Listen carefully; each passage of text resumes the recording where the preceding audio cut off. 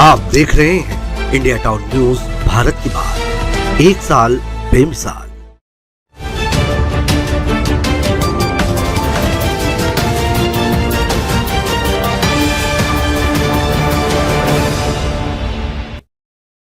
नमस्कार, आप देख रहे हैं इंडिया टाउन न्यूज और मैं हूं आपके साथ प्रगति ठाकुर। आइए बात करते हैं छत्तीसगढ़ की ताजा तरीन।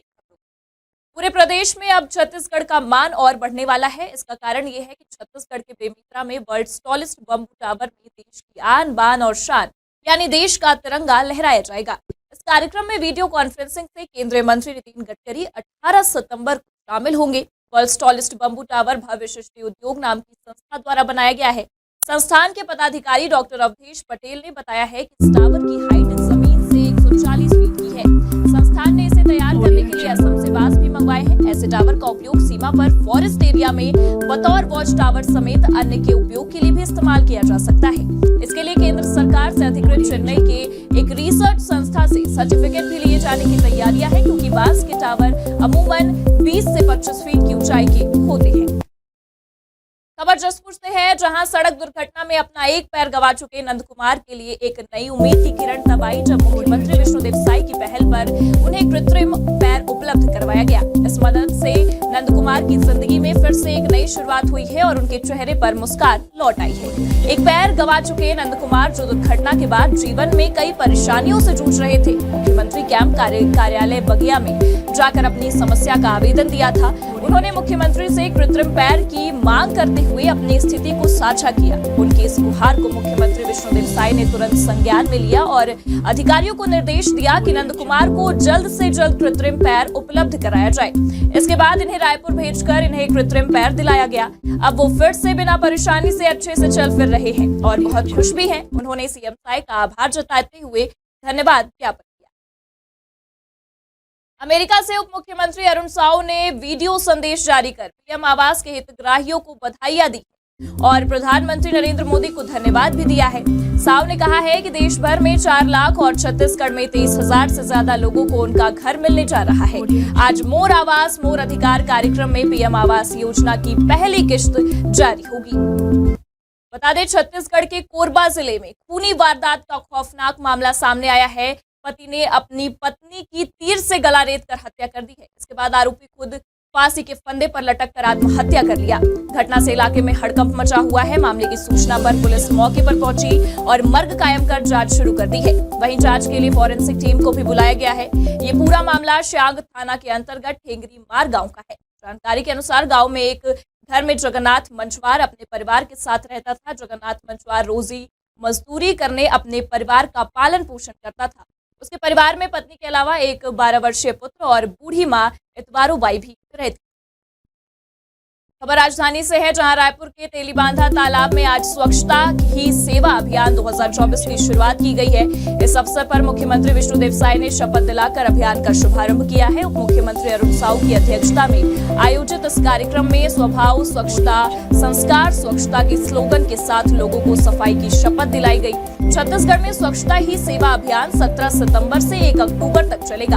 अभियान की शुरुआत के मौके पर विधायक पुरंदर मिश्रा, मोतीलाल साहू, अनुज शर्मा, नगरीय प्रशासन विभाग सचिव एस बसवराजू, रायपुर महापौर एजाज ढेबर, नगर निगम नेता प्रतिपक्ष मीनल चौबे, कलेक्टर डॉक्टर गौरव कुमार सिंह और निगम आयुक्त अविनाश मिश्रा सहित अन्य लोग भी मौजूद रहे। खबर बिलासपुर से है, जहां किसानों का पैसा गबन करने की आरोपी बैंक कर्मचारी ने अपने साथ जबरन सास और ससुर का नाम भी फंसा दिया है। मामले में सिविल कोर्ट में एक प्रकरण में बुजुर्ग दंपत्ति के खिलाफ आदेश पारित कर दिया गया था, जिस पर हाईकोर्ट की डिवीजन बेंच ने रोक लगा दी है। मामले की सुनवाई चीफ जस्टिस रमेश सिन्हा और जस्टिस बीडी गुरु की डीबी में हुई है। खुशबू शर्मा जिला सहकारी केंद्र मर्यादित बैंक शाखा मंडी चौक बिलासपुर में बैंक क्लर्क सह कंप्यूटर ऑपरेटर के पद पर तैनात थी। इससे पहले वो कैशियर के पद पर भी तैनात थी। उसने बैंक से 80 लाख रुपए की हेराफेरी की। बैंक के शाखा प्रबंधक हितेश सलूजा को लिखित शिकायत दर्ज कराई गई, जिसके आधार पर एफआईआर दर्ज की गई। मुख्य अपराधी खुशबू शर्मा को पुलिस ने गिरफ्तार कर लिया है। उसने अपने बयान में कहा है कि उसके ससुर और सास ने उसे ऐसा करने के लिए मजबूर किया था। खबर महासमुंद से है, जहां बच्चों के जहरीले बीज खाने की घटना सामने आई है। आनन फानन में बच्चों को अस्पताल ले जाया गया। अब बच्चों की हालत स्थिर बताई जा रही है। मिली जानकारी के अनुसार बागबहारा विकासखंड के ग्राम सेनभाटा में 9 बच्चों ने रतनजोत का बीज खा लिया।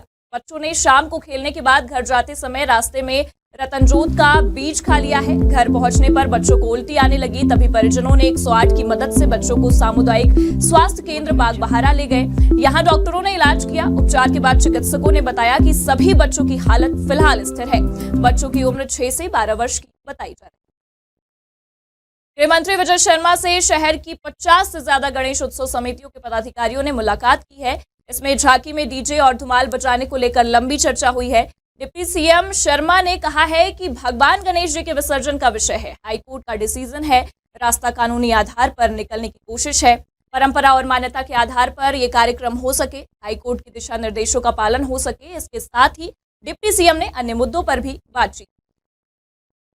छत्तीसगढ़ के कोंटा में जादू टोने के शक में 5 लोगों की निर्मम हत्या और कवर्धा जिले के लोहारीडीह में हुए हत्याकांड मामले ने प्रदेश की राजनीति में हलचल मचा दी है। इन घटनाओं की गंभीरता को देखते हुए कांग्रेस ने 2 अलग अलग 6 सदस्यीय जांच समिति का गठन किया है। समिति के सदस्यों को इन घटनाओं की तह तक जाने और रिपोर्ट सौंपने की जिम्मेदारी भी सौंपी गई है।